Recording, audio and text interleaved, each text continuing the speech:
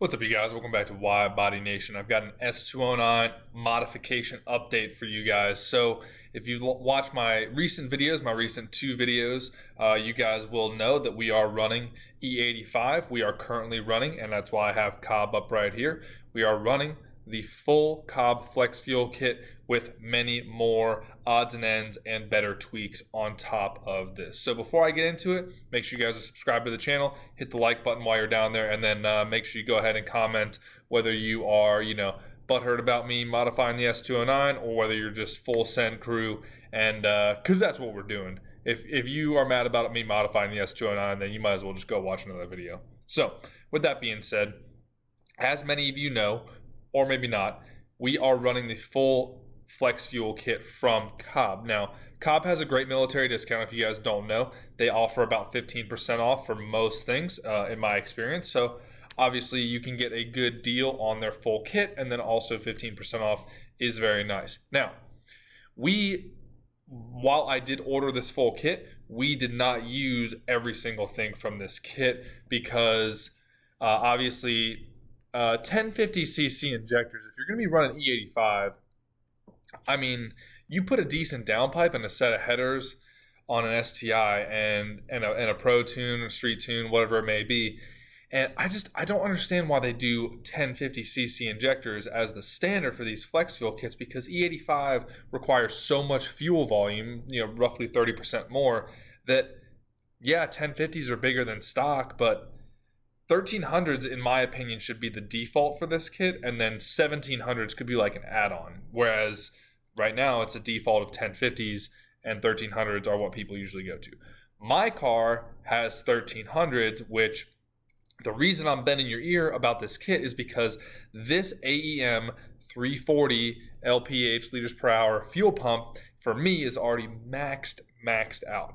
My 1300cc injectors are already at 90% duty cycle because, from what we understand so far, this fuel pump cannot keep up. And honestly, I'm still on kind of the base map V2 right now. If you guys follow me on Instagram, if I get some of you guys over there after this video, I might post a video of me doing some test runs in Mexico against a SCAT pack and a pretty heavily modded WRX. I would definitely corroborate that I am making right around 400 wheel. I was definitely lazy shifting though, so if you want to see that roll, go check us out on Instagram at Real WideBody Nation on Instagram. Link below as well. So, bone to pick, this fuel pump, kind of garbage. The first one we had that we put in the car, total garbage. So, what are we doing about our current situation with us making roughly 400 horsepower on the S209? Keep in mind, we already have some ETS, Extreme Turbo Systems parts on there. We have the V2 MAXFLOW headers, which they spool up great. I love the drivability of the car with those V2 headers. And this just in, I did order the front mount intercooler and their intake as well. Now, when you order a front mount on ETS, some of you know this, some of you don't. There is a lot of options. You can just order a basic front mount intercooler from them with no blow off valve, no crash beam, no anodize. There's a lot of options. So I'm going to show you what options I ordered, and we can talk from there. I also ordered a clutch, which I'll get into momentarily, and we also have ordered the solution to our fueling setup. So stick with it to the end of the video if you care. If not, cool. See you next video.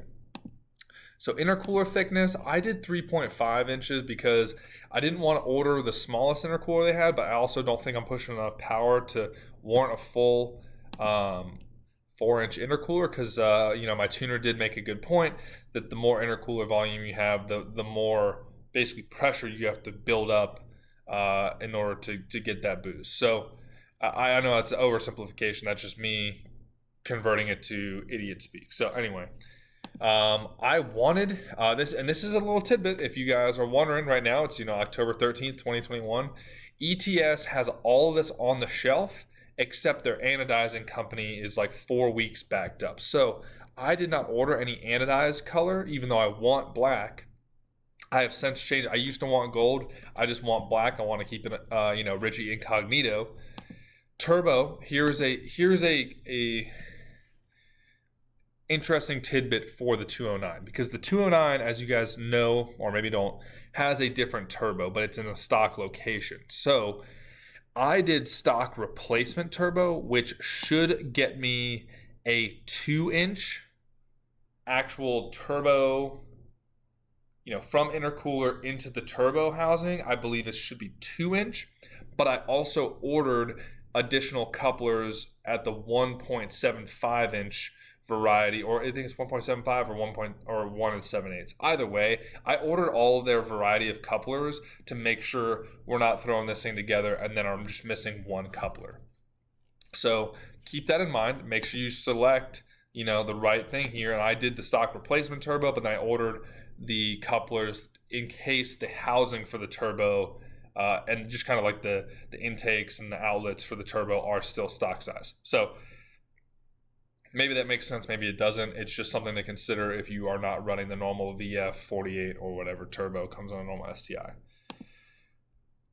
Right now, we're still running the stock intake manifold and then intercooler piping. As much as I want to do titanium, I've kind of had bad experience with titanium so far with the C8.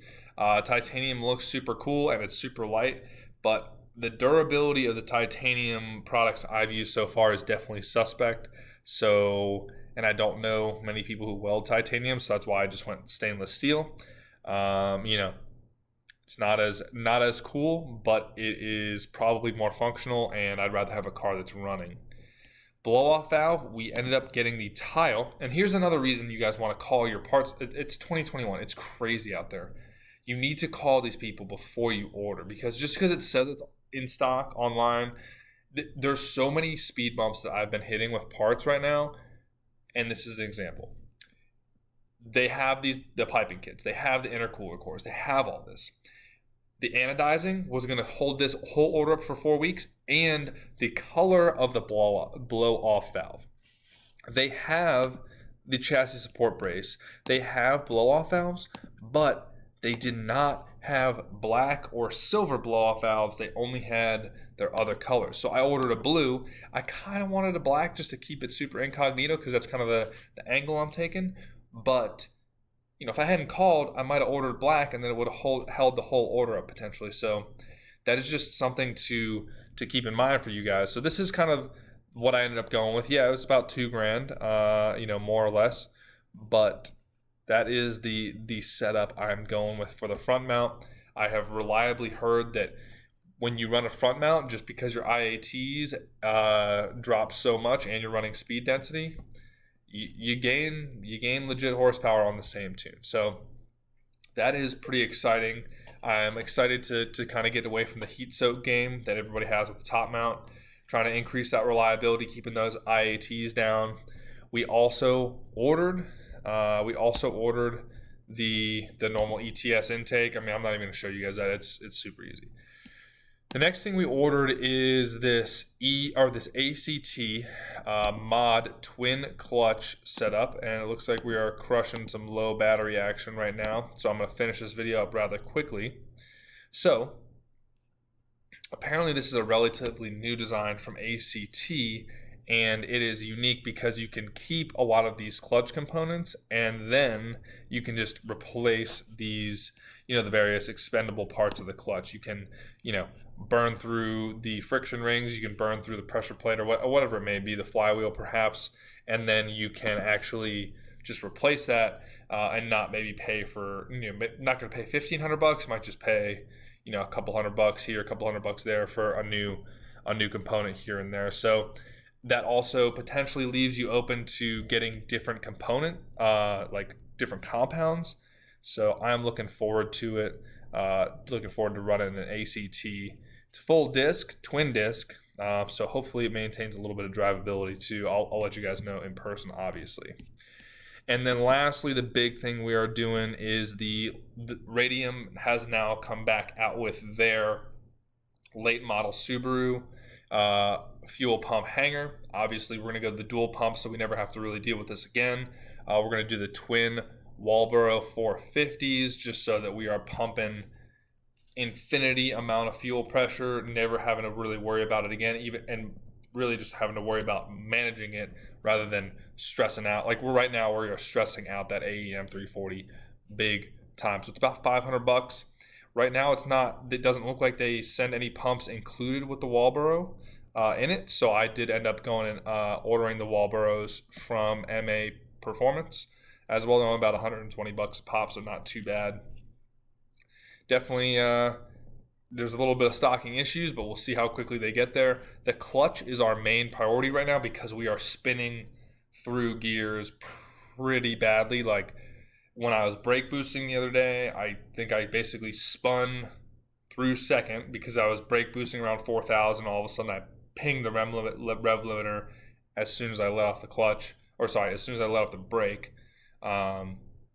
And then sometimes I'll be ripping through fourth or fifth gear, and the revs will be climbing, and then they'll just hang because I guess it's bizarre. They the revs hang at like 4,500, and I guess that's from either clutch slippage or maybe it's a tuning issue. But that also gets into flat foot shifting. I did not have flat foot shifting turned on when we were doing the test and tune in Mexico the other day, and I need to iron that out when we're doing the next tune. So down the road, long term, I want to do the IAG Stage X block, long block with all the accoutrements, all the bells and whistles, and I want to do a sequential. Big money. Obviously, the channel needs to grow for that to happen, or we need to start some other businesses, in the next 1 to 3 years. But down the road, I want this thing to be ripping through gears with sequential shifting and making a boatload of the horsepowers. So that's pretty much it for this video. I just wanted to keep you guys updated on what we're doing to kind of solve the problems identified in the last couple videos, and we'll go from there. So go ahead and throw a quick edit on this video. I will see you guys for the next one before this battery runs out. If you guys haven't hit the like button yet, appreciate you hitting that on the way out. Comment down below what you think about the whole modifying the 209. I know it's a hot, cold issue for people. Follow us on Instagram. Stay safe out there, and I will see you for the next video.